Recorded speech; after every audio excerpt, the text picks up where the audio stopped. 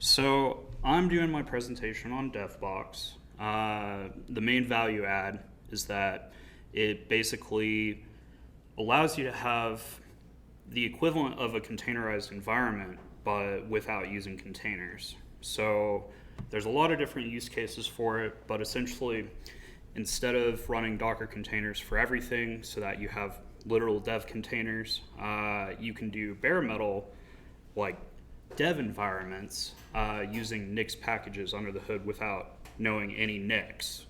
And because of that, it allows you to access like a lot of packages, and it's very well maintained. And to Nick's point, it uses JSON for the configuration, and maybe I should have like mirrored this or something, but essentially over here we have my commands and my quick start, Devbox, JSON.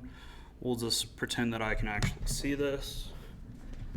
Okay, yeah, that is tiny, but the important part is you have all of your packages and you're able to install them on a whim. So because I don't have a whole lot of time, I will go ahead, run a Docker container for Postgres, and then if you notice on the left-hand side, we're running Python 3.11.6, but then if we say Devbox shell, typing sideways, I also took the liberty of deleting the virtual environment beforehand so that you can tell that it's actually doing things. And then we've got our virtual environment plus all of the packages that we see over here. And then that allows us to go into here. And actually I got to run it. And running the wrong thing. Okay, there we go. So this is a Flask backend. And there, beautiful.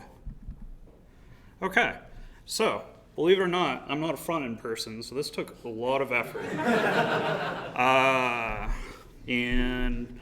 And that little visitor count is a silly way to do things. If you look at the source code by scanning the QR code, you'll realize how naive it is.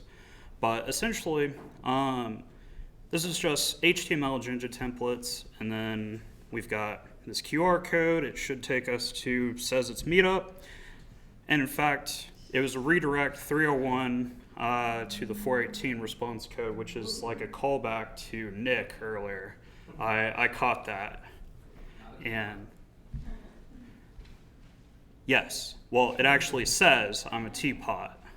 But so I needed a reason to run a service, which I can't demo because, it isn't doing what I expect. But essentially, one of the other value adds of Devbox is that it allows you to run bare metal services, and you're able to spin up both your back end, your front end, assuming that it's not just static assets, and then you also can run your your back end microservices or other stuff.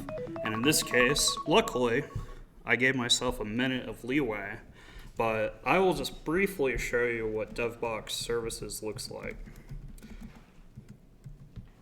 And I'll probably complain about some things, but we'll see how it looks. So it looks very similar to other Go programs, but the idea is that you would be able to run a database in your service, and then you can see the things, and then you can have depends on just Docker Compose services, and it makes it, when it works, it makes it really easy to do everything bare metal without using containers. But because pressed for time, I ended up running containers anyway, but you can also orchestrate that as well. But I think that is everything, and no Legos.